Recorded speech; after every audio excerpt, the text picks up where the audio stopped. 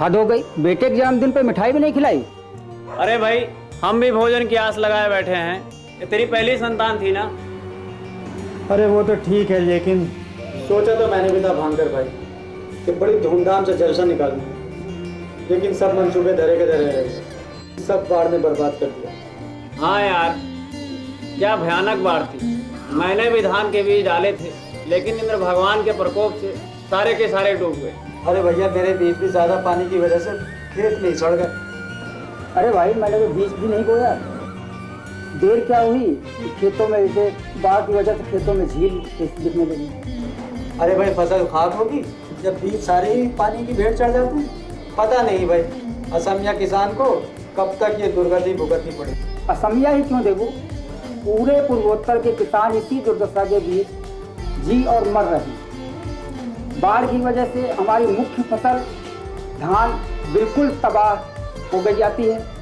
Monsoon को तो कोई ठिकाना नहीं रहता, नहीं बरसता। जब मूड में आता है तो सब घर द्वार डुबोने पर तुल जाता है। अरे घर द्वार तो फिर भी आप मरम्मत कर भी ठीक कर सकते हैं, लेकिन खेती बाड़ी डूबी तो पूरे सीजन की छुट्टी। हाँ देबू, यही सवाल तो मेरे दिमाग में घूम रहा है। काश कोई ऐसी तरकीब निकल जाती कि सबके बीज बच जाते। तो क्या भैया बरसात रोकने की सोच रहे हो या बाढ़ या नदियों के पानी को कंट्रोल कर लोगे? देखो देवू, तुम्हें मजाक लग रहा है। बारिश और नदियों के तो पानी को तो कंट्रोल किया जा सकता है, लेकिन कोई ऐसी तरकीब निकल जाती कि बाढ़ आने के बावजूद भी हमारे बीज बच जाते। तुम्हारे मुंह में घी शक्कर, काश ऐसा हो जाता, आनंद ही आनंद। हाँ भाइयों, फिर तो हमारे सबके दिन ही लौट आएंगे। हाँ भैया, अब घर चलते हैं।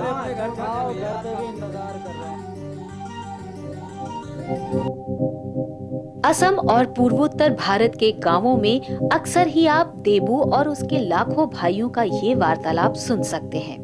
यहाँ कह कह नहीं गूंजते और न ही गप्पों का कोई सिलसिला होता है, और इसमें कुछ अस्वाभाविक भी नहीं है। जहाँ किसानों की फसल बीजों की शक्ल में ही खेतों में दफन हो जाती हो, बाढ़ की विभीषिका से खेती शुरू होने से पहले ही खत्म हो जाती हो, तो वहाँ ऐसे दुखड़ों के सिवा और भला क्या मिल सकता है सुनने सुनाने को। ऐसे ही एक अभागे किसान की करुण गाथा ने मोनिशा बोरा को वैज्ञानिक बना दिया।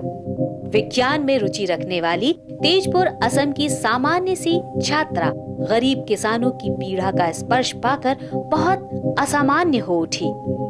उसे लगा कि विज्ञान के इस सारे तामझाम, ऊंची ऊंची बातों और बड़े बड़े दावों का क्या मतलब, अगर पूर्व और पूर्वोत्तर भारत के इन किसानों को साल दर साल सताने वाली, उन्हें भूखों मारने वाली समस्या का हल न ढूंढा जा सके। और इसी का सुपरिणाम था an alternative method of seedling production in flood affected area, यानी बाढ़ प्रभावित क्षेत्रों में धान की बीज बुवाई की एक वैकल्पिक विधि। क्योंकि हमारा गांव एक रूरल एरिया है। रूरल एरिया में ज़्यादातर फार्मर लोग रहते हैं, और वहाँ उन लोगों का जब बाढ़ के समय आते हैं तब सब सीड खराब हो जाते हैं, और पानी से उस सीड को बचाने के लिए हमें एक ऐसा काम करना है कि वे सब सीड को प्रिजर्व कर सके और उनका नुकसान ना पहुँचे।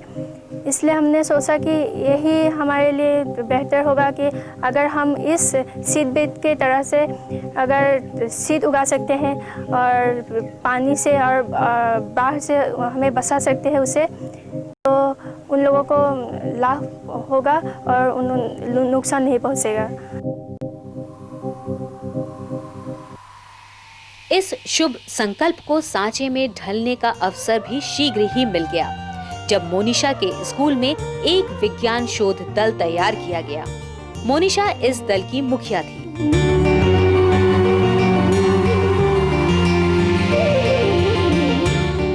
राष्ट्रीय विज्ञान एवं प्रौद्योगिकी संचार परिषद की प्रेरणा से एक प्रोजेक्ट तैयार करना था इस दल को, सो उन्होंने बीज बुवाई की वैकल्पिक विधि को ही अपने शोध का विषय बनाया।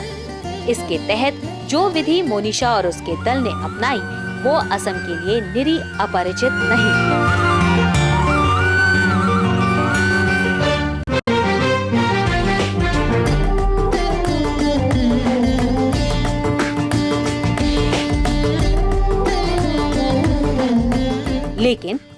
युवा वैज्ञानिक प्रतिभाओं ने उसे अपनी बुद्धि का स्पर्श देकर काफी ज्यादा उपयोगी और व्यवहारिक बना दिया।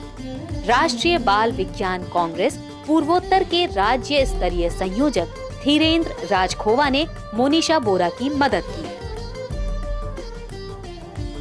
ऐसा कुछ ट्रेडिशन असम में है ऐसा, लेकिन इतना अच्छा से स्टडी नहीं किया गया।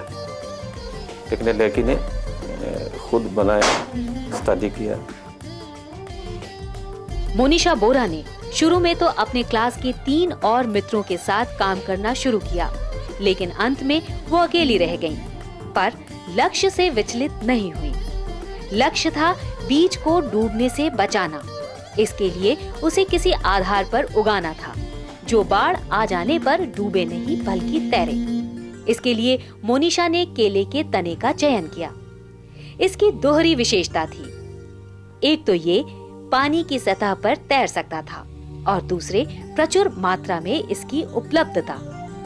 गांव का गरीब से गरीब किसान भी इसका जुगाड़ तो कर ही सकता है। मोनिशा ने अपने अध्ययन के दौरान ये पाया कि केले के तने की तैरने वाली प्रकृति के कारण यही फ्लोटिंग सीड बेड के लिए उपयुक्त रहेगा। इसका एक पहलू तो इसकी वनस्पतीय विशेषता है और दूसरी सर्व सुलभता। पहले ये बात हमारे मन में आई कि अगर कोई फ्लोटिंग सीड्स को हम यूज़ करें तो पानी में डूब नहीं जाएगा, और उसे अगर हम सीड लगाए तो उसे उगाने से हमें उस नुकसान को रोक सकते हैं।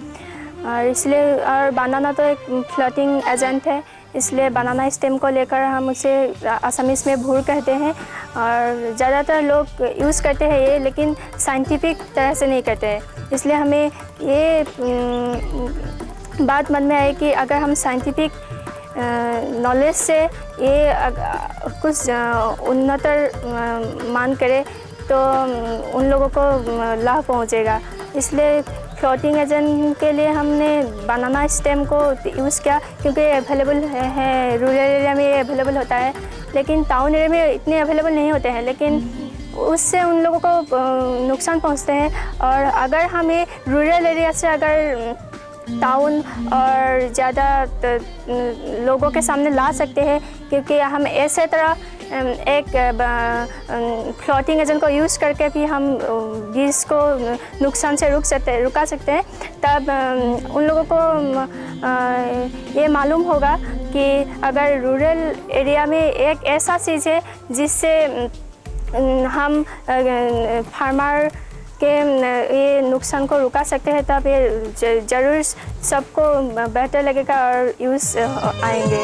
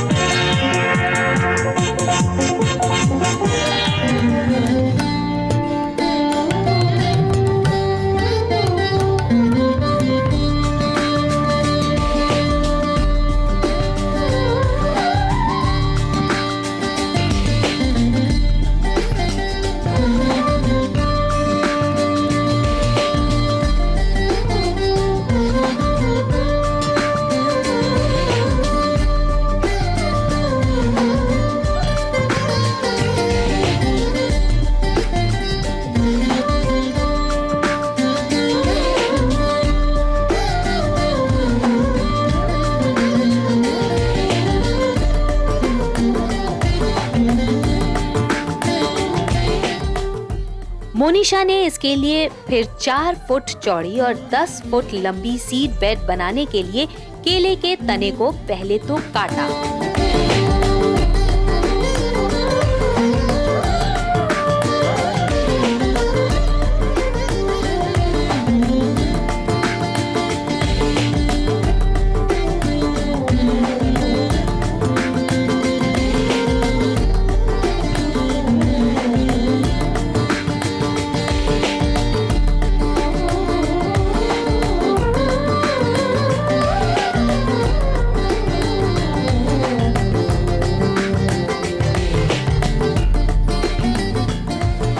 फिर बड़ी सावधानी से उन्हें आपस में हल्के लकड़ी के मजबूत तिनकों से ऐसे जोड़ा कि उनके बीच कोई खाली जगह न रह जाए।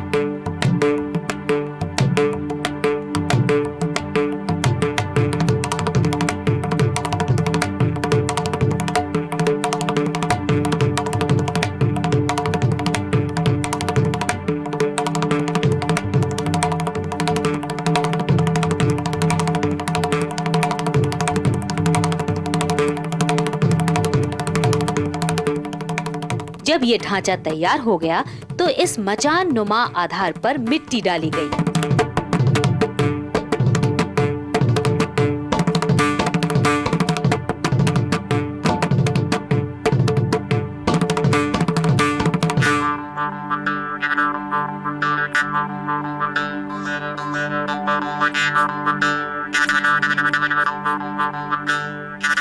यही मिट्टी भविष्य में बीजों को जल की आपूर्ति करने वाली है, क्योंकि ये जल पर तैरते केले के तनों के सीधे संपर्क में रहेगी। ऐसे आधार पर सीधा बीज डालने का नतीजा चूंकि मोनिशा को अच्छा नहीं मिला, इसलिए फिर मोनिशा ने कुछ खास किस्म के सूखे पत्तों को जमाकर उसकी एक परत इस पर लगाई, जिसके ऊपर फिर कुछ मिट्टी डाल दी जाती है और इस तरह तैयार हो जाता है तैरने वाला एक अनोखा खेत, जो अभी आपको एक प्रायोगिक और छोटे स्तर पर दिखाई दे रहा है। इस संदर्भ में मोनिशा बोरा और उसके दल ने एक उल्लेखनीय सावधानी ये बरती कि उपयोग किए जाने वाले बीजों की गुणवत्ता सुनिश्चित की। मोनिशा को इस क्षेत्र में काम करते करते बीजों की गुणवत्ता की अच्छी पहचान हो चली थी। मोनिशा बोरा ने गांव में इस बात का अध्ययन भी किया कि कई बार अच्छी फसल सिर्फ इस कारण नहीं हो पाती कि किसानों ने जो बीज प्रयोग किए थे वे उच्च कोटि के नहीं थे। मोनिशा को लगा कि बीजों की गुणवत्ता को लेकर उठ खड़ी होने वाली समस्या अगर इन तैरने वाले खेतों के साथ भी रही तो अपेक्षित परिणाम कभी नहीं निकल पाएंगे। इसलिए वो खुद किसानों के बीच गई।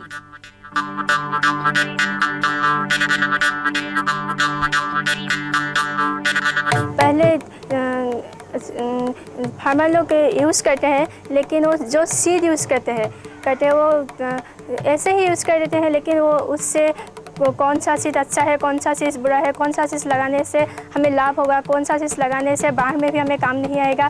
इसलिए हमने पहले ये किया कि 2 गांव सेलेक्ट किया था।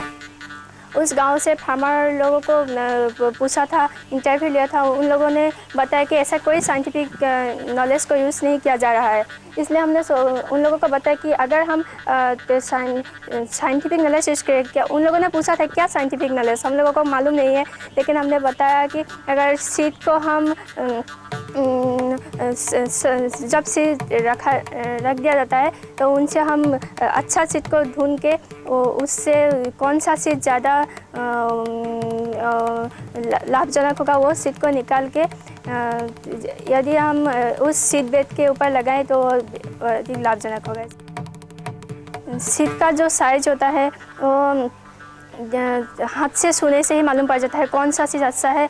और कोई कोई ऐसा चीज़ भी रहता है जो गाँव के लोगों ने ये यूज़ किया था कि उसे उस प्रिजर्वेशन के सिस्टम को कहते हैं तुम पद्धति, आसामीज में तुम कहते हैं।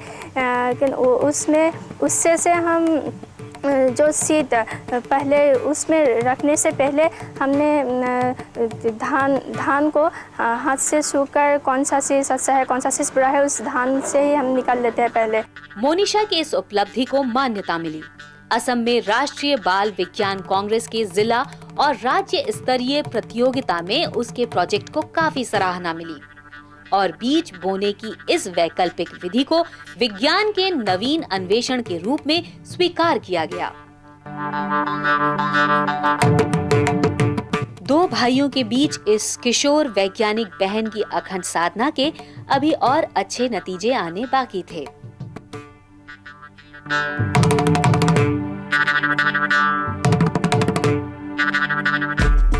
मोनिशा के इस तैरने वाले खेत के अन्वेषण पर वैज्ञानिक तो चकित हुए ही, तेजपुर विश्वविद्यालय के छात्रों ने भी गहरी रुचि दिखाई और मोनिशा बोरा के इस काम को राज्य की विज्ञान संस्थाओं ने गंभीरता से लिया।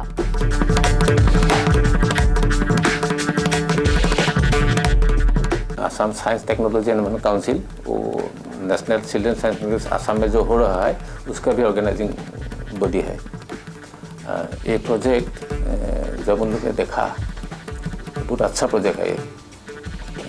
असम फ्लड अफेक्टेड एरिया के लिए बहुत अच्छा होगा क्योंकि फार्मर लोग बहुत तकलीफ में है। इसीलिए उन लोग ने हम लोग को रिक्वेस्ट किया भारत जनविज्ञान जात्रा शोणितपुर डिस्ट्रिक्ट ऑर्गेनाइजिंग काउंसिल का कि आप लोग कुछ कर सकेंगे क्या इसके लिए। हम लोग बताया ठीक है, हम लोग फार्मर के पास जाएंगे जहाँ जहाँ फ्लड होता है और उन लोग को बताएगा कि ऐसा एक प्रोजेक्ट है, प्रोसेस जो वो लोग एडप्ट कर सकेंगे फ्लड अफेक्टेड एरिया के लिए, ऐसा हम बताएगा। और ऐसे हम कुछ किया, 2-3 जगह में ऐसा हो रहा है अभी।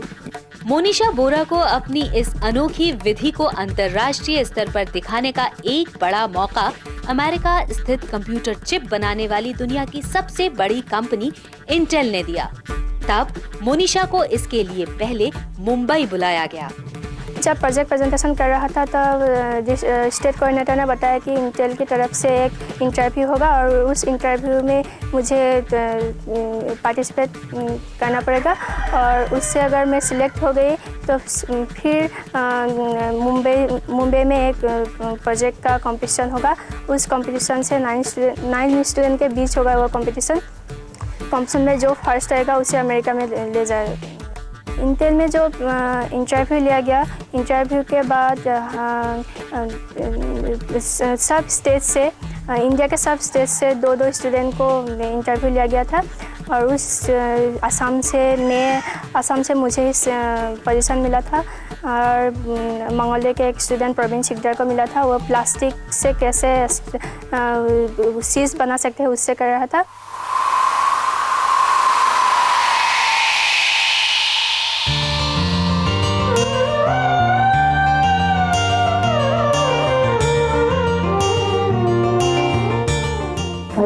आप आ गए, बड़ी देर कर दिया। हाँ, कुछ काम आ गया था, जॉब में मानतो जी भी मिल गए। ओ, मनीषा कहाँ? अरे वो आज सुबह से ही बहुत परेशान थी, उसने सुबह से खाना भी नहीं खाया था। मैंने ही कहा था इतना टेंशन लोगी तो बीमार पड़ जाओगी, थोड़ा जाओ बाहर घूमो फिरो, थोड़ा मन बहल जाएगा। लेकिन हुआ क्या? किसी ने उससे कुछ कह दिया क्या? अरे आप भी अजीब भुलक्कड़ हैं, पता नहीं आपको उसे बम्बई ना जाने का कितना दुख है। कितनी मेहनत की थी उसने इंटेल प्रतियोगिता के लिए, अब जब उसको उसका फल मिलना है तो बीच में एग्जाम आ गया उसका।